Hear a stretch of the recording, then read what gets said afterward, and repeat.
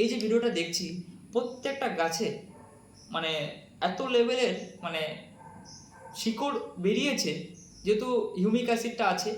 তো চাষিটাও অবাক এবং আশেপাশে চাষিরাও ভাবছে যে এত শিকড় কীভাবে বেরোলো। কারণ আশেপাশের জমিতে ওরা হয়তো অন্য কিছু ব্যবহার করেছে, এরকমই টাইপের, যে আমাদের যে দানা সারটা আছে ওইরকমই টাইপের অন্য কোম্পানির হয়তো ব্যবহার করেছে। তো তাদের ক্ষেত্রে কিন্তু অতটা ভালো শিকড় হয়নি, যেটা আমাদের অ্যাগ্রোভেরা অ্যাগ্রোনসটা ব্যবহার করার পরে হয়েছে। তো দেখতেই পাচ্ছি যে একটা গাছের শিকড়ের পরিমাণ মানে এক সপ্তাহের মধ্যে শিকড়টা মাটিতে, যেটা মাটি দেওয়া হয়েছে, সে মাটি দেওয়ার পরে সেটা পুরোটা কিন্তু মাটির থেকেও বাইরে বেরিয়ে গেছে। তো ওনারই পাশের একটা জমি, জাস্ট আমি সেটাও একটা ভিডিও করলাম, ওই জমিটাও তাও একই দিনে সার দেওয়া হয়েছে, সেখানে অন্য কিছু দেওয়া হয়েছে, আর এই জমিতে অ্যাগ্রোভেরা গ্যাসটা দেওয়া হয়েছে। তো পাশের জমির একটা ভিডিও করছিলাম, ওনার ওখানে কিন্তু বাইরে কোনো শিকড় নেই, বাইরে শিকড় নেই, গাছটা দেখতেই পাচ্ছি আমরা ভিডিওতে যে বাইরে কোনো কিন্তু শিকড় বেরায়নি।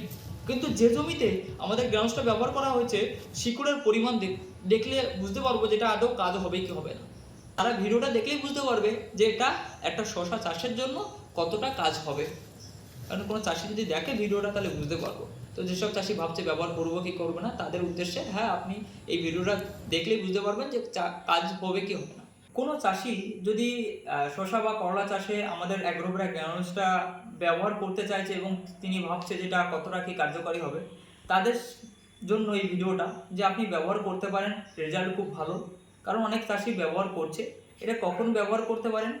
যখন শসা চাষের ওই মাটি দেওয়া হয়, ওই সময় আপনি যে সারটা ব্যবহার করছেন, সেটা ডিএপি বা 10 যেটা বা জৈব যাই ব্যবহার করছেন না কেন, তার সাথে এটা ভালোভাবে মিক্স করে আপনি ব্যবহার করুন।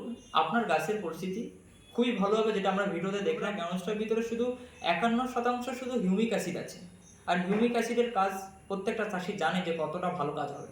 ঠিক আছে।